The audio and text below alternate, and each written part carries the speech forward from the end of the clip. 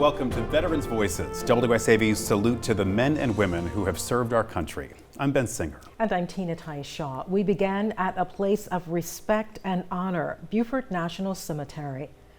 More than 2,800 military men and women are buried over 44 acres. And as our Andrew Davis learned, veterans are doing their part every day to make sure every gravesite is treated with reverence and respect. I learn something new every day that I'm out here, and it never gets old. Mike Brophy spent 24 years in the Army, the last 10 with Veterans Affairs, overseeing national cemeteries. He says Beaufort National is special for its beauty and its history. We actually have grave sites that were moved here that track all the way back to the Second Seminole War in the 1840s. Different times of history side by side in the cemetery. Cross on the headstone next to a Jewish Star of David, next to Islamic crescent. It's just beautiful to remember we are one country and one nation with a wonderful diversity reflected in those that are buried here.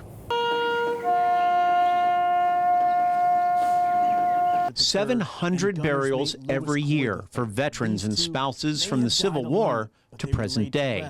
Keeping the grounds beautiful for the fallen and for their families is an honor for men like Alex Garcia, a Marine Corps veteran. It's a really motivating thing and helps me get up in the morning and, start my day off positively. But those positive vibes can be tough for veterans dealing with death every day. I've experienced, just mothers, they're holding their son or whoever in an urn, or maybe they lost a child. They come in like a tiny casket, for example.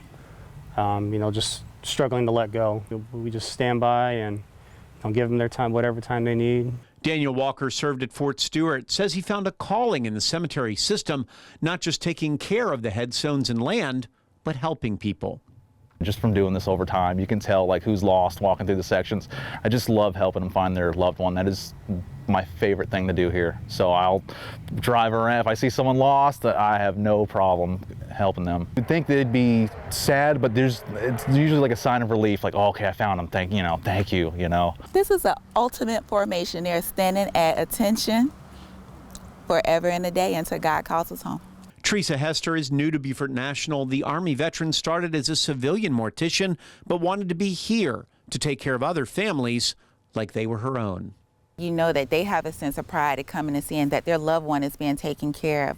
So that makes me feel even better knowing that I'm going to be taken care of, because I only have one daughter, and she doesn't have to worry about coming to clean Mom's grave. Mom's grave is going to be cleaned. This place is like my home now, it's nice. I really love the cemetery, all the cemeteries I've worked at. Every veteran buried at Beaufort National Cemetery also has their own web page, so families can post pictures or write stories about their loved ones. It is a way for others to learn more about them. We have a link to the pages on our website, WSAV.com. As veterans leave the military to start new lives, some look to higher education to fulfill their dreams. And WSAV's Eden Hodges spoke to one student veteran about the challenges of going into the classroom.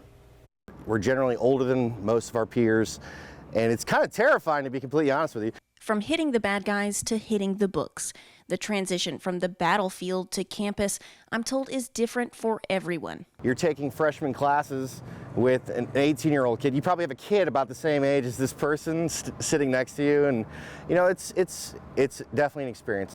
Joe Jerrigy tells me he gave his early adult years serving our country. Now he says he's trying to follow a different passion. I don't want to have just a job. I want to have a career, something where I can make an impact in, and I think that's really where I want to be, is somewhere just like that. Now my daughter's going to school too, so it's like I have to finish this before you graduate. It's not like heads up, let's go, pretty much. Every student vet follows a different path, as some join into campus life or some try juggling work, school, and home life. Jerrigy says having a nearby hub at the Student Veterans of America has helped. We're not here to really socialize a lot, but that's what the SVA is here for. The SVA allows us to have both the professional aspect and the social aspect of it. According to the SVA, student veterans have a 72% success rate in school, with average GPAs that are higher than their peers. Jerry tells me some of them can be serious overachievers. They want to be on the president's list, dean's list every semester, and if anything happens to that, they don't think they're doing good enough. He tells me military experience lends a lot more than jumping out of planes or firing cannons. Leadership, communication, and objective setting that he learned help him excel in job hunts. Combat arms guys aren't going to be the most friendly people in the world, but we aren't just guys that can go push over trees, and go do weird things. We're pretty intelligent guys. Jerry says it's never easy and it's always a different experience for everyone. He says he tries to encourage others to make the lifestyle change where they can start following their passions. I'll drag you across that stage by your shoelaces if I have to. You're going to graduate. I'm going to make sure you're on task and you get over the finish line. I'm Eden Hodges, WSAV News 3, on your side. And Jerry says he already has job offers, but they'll have to wait as he still has a few semesters left before graduation. Coming up on Veterans Voice says, meet the men of honor behind Chatham County's Veterans Day celebrations. Stay with us.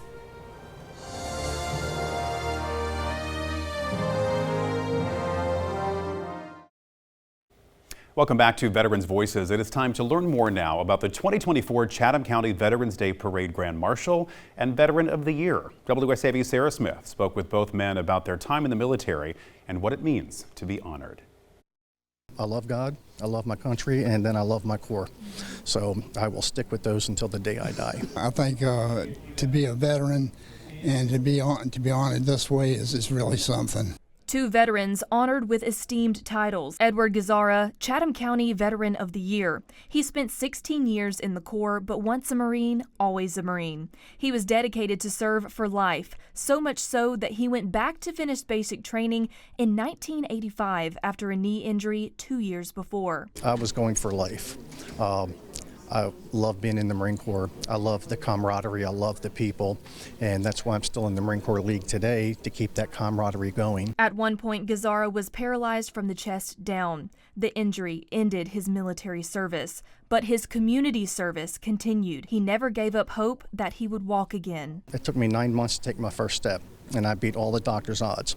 And I promised God, if you get me through this, you allow me to walk, I will give myself to you in helping others. Now he spends his time giving back to others, particularly the homeless population. Brady, a Vietnam veteran, also shared his appreciation for the camaraderie he had in the Air Force. I remember those people very well, and even the people that were that I wasn't around that much. It's just the people itself is what I enjoyed. And he still carries the training and the discipline he gained from his time serving. You just learn how to be disciplined about everything and respect everything. You respect your peers, you respect even people under you. Veterans Council Chairman Joe Higgins explaining how important it is to recognize these two vets. It's awesome to be able to do that for those guys because they'll never look for that recognition. They just want to go about their thing. And I want them to come out and be seen, because as many people leading the organizations, you got to have twice as many behind the scenes getting all the stuff done. Sarah Smith, WSAV News 3, on your side. We are dedicating this special to last year's Veterans Day Parade Grand Marshal, James Putney. He passed away last month, but left a lasting impact on our community. His family and friends spoke with WSAV's Nakia Harris about his life and legacy. I think if it feels good to you, do it. Army veteran James Putney touched the hearts of people in a special way. He left a powerful footprint in Savannah. I am very at peace knowing that he went peacefully and he's contributed so much to life. He's known for mentoring the youth, serving as chaplain on the Chatham County Veterans Council, and holding the position of commander for Post 500, the first African American Legion in Georgia. He's a very selfless person, never does anything for himself. I'm not into politics. I'm just into people. Veterans Council Chairman and close friend Joe Higgins had the honor of surprising Putney with one of his proudest moments. I am James Putney, the 2023 Veterans Day Parade Grand Marshal. His legacy will live on through all the work that he did, and I just want everybody to remember that. What you do now will echo 20, 30 years into the future. Bunny Ware, a family friend, couldn't agree more. Knowing that he's not here is really hard to process when you have a personality that changed Savannah. It changed our youth, it changed our community members, it changed our veterans. Putney dealt with stage 4 emphysema and COPD. However, he made it clear to everyone he knew that he didn't let that get in the way.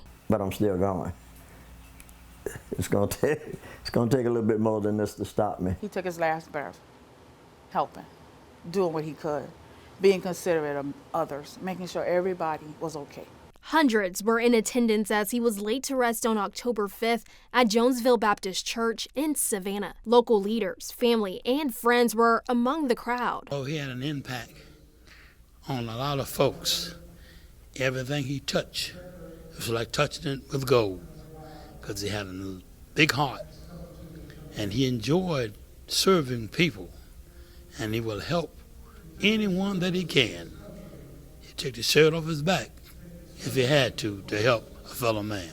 In Savannah, Nikaya Harris, WSAV News 3, on your side. Coming up on Veterans Voices, we are hearing about the struggles some face after military service, a discussion about substance abuse and addiction.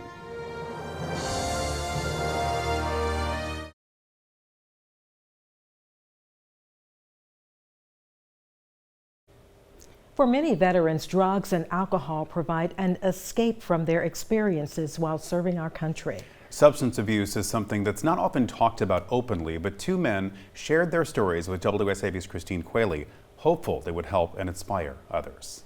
Two veterans, years apart with remarkably similar experiences. Through the course of your military career, we put our bodies through a lot. You know, the whole point of the military and a lot of the schools is to push you to your limit and then push you past your limit to see that you can go that little further. But it's like a rubber band. You're stretching and you're stretching and you're stretching. Eventually something's gonna break. For some, like Robert Sensing, it happens while they're still enlisted. You know, living through your day-to-day life, active duty military, it feeds into depression, which is what happened to me. You know, both of those things can cause people to kind of spiral out of control. Alcohol dependency, drug addiction is rampant in the military. There's drugs that are tested for and drugs that aren't tested for, and you'd be surprised how many active duty military members are using drugs. And that's the kind of rabbit hole Sensing says he fell down. You know, they took me out the first night, and then the next night they're like, hey, we're gonna go out again, you wanna go? And I'm new, you know, I'm 21 years old. I'm like, yeah, you know, I'm trying to live my 21-year-old life. And I was like, yeah, I'll go out again. And then it happened a third night and a fourth night. At the tail end of things, looking back, the stories weren't worth it. He says his alcohol abuse grew worse over the years, especially after he was discharged for medical issues. I didn't want to get out at all. And so my alcohol dependency massively had an uptick. Something other veterans say is far too common. You lose that structure and you lose that discipline.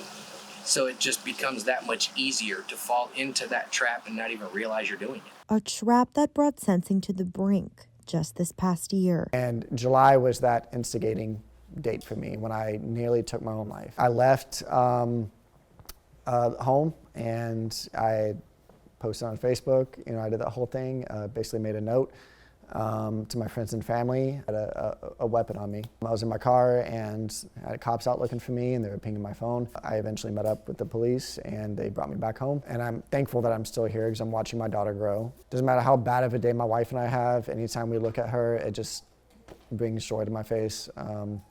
Watching her learn new things in life, I look around. Sorry, I'm tearing up just thinking about her. And I can't believe that I almost did that to her. Substance abuse in the military not contained to just veterans who recently got out either. Personally, I've had experience with this. I wasn't able to pull it out right away. It took me a little bit of time. And I ended up having to do it on my own because I didn't know about the resources available. And that makes it even more difficult. But eventually I was able to kick it and, you know, be able to move on, which is why I advocate so hard now, because I've been there and I don't want anybody to have to suffer like I did. Offering fellow veterans that lifeline is especially important because of how unforgiving they say the transition to civilian life can be. Once you decide to leave the military, they're kind of done with you at that point. Their transition, while they're getting better, they are getting better, but their transition programs aren't that great. And as far as the resources that are available, you'll have 1 or 2 psychologists for an entire brigade of people, which is generally about 5,000 soldiers. So only a small fraction of the soldiers that actually need help speak up and go get help, but that's still a huge chunk of people. That's hundreds of soldiers that 1 or 2 psychologists can't really effectively manage. So you get all these people who don't get the help they need while they're in. They're getting out with drug addiction, alcohol dependency, and now they're not getting help when they're out. 11%.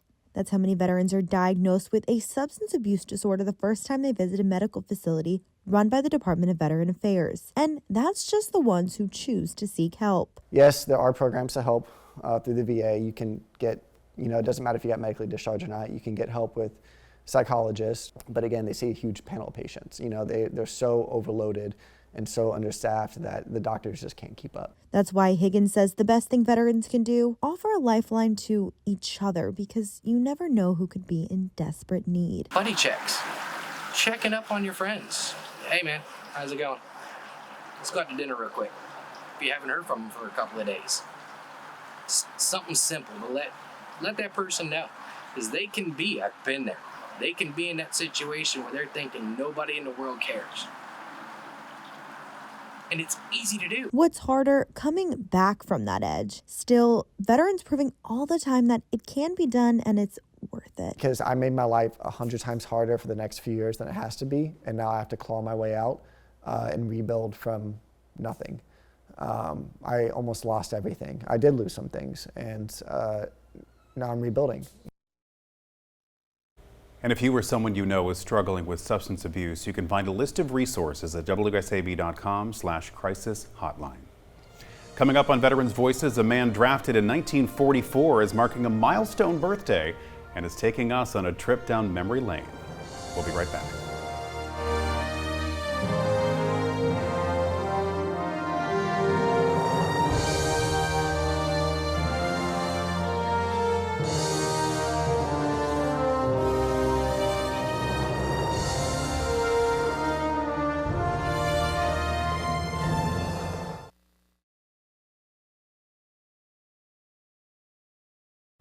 Welcome back to Veterans Voices. We are heading to Kansas now, where an Army veteran just celebrated his 100th birthday. He still lives on the family farm in Bison, and that's where Derek Lytle learned more about his life and military service. After Alex Freidenberger got his draft letter, he learned he'd be going to the Philippines, where he would serve in the infantry. I got a notice they wanted me to go in the Army. During training, he shot 8 out of 10 targets from 500 yards, quickly attracting attention from higher ranks. And the lieutenant watching me, and afterwards he came up to me, he said, "Soldier," he said, "that's pretty darn good shooting." I said, "Look," I said, "I was raised on a farm. I learned to shoot." One morning, Freidenberger was told he'd be leaving on the first C-47 plane out at 5 in the morning. He says the journey was a bumpy one. I don't see any life jackets or anything. He said, "If this plane goes down, your Army career is over." Transferred to Australia, to the headquarters for the Armed Forces, something he calls one of the most exciting moments of his military career. After leaving the Army in 1946, Alex returned to the States and married Alberta Josephine Hoffman in 1949. Together for more than 60 years before her passing in 2012, he says they enjoyed life back in Kansas. In the morning when I fired up my tractor, she started her tractor, and we farmed all day long. Yeah, she helped me. She liked that. He's kept busy in his later years, going to Washington, D.C. on a Kansas honor flight, even skydiving at 95 years old, a friendly competition with his grandkids, saying if life ever gets boring, he recommends jumping out of a plane. I had some grandchildren had been skydiving, and they tried to show me up. I wasn't about to let that happen. I said, no way. Loved ones celebrating Alex's 100th birthday, blowing out a candle for each year of life lived. There's a lot more people in this service that done more than I did. I was happy to do what I could do. I never regretted any part of my military life. I enjoyed it. In Rush County, Kansas, I'm Derek Lytle. What a remarkable life. So good. I love him. Yes, yes. Oh. We want to thank you for joining us as we honor our veterans. I'm Tina Teichel. And I'm Ben Singer. From all of us here at WSAV, thank you for your service to our country.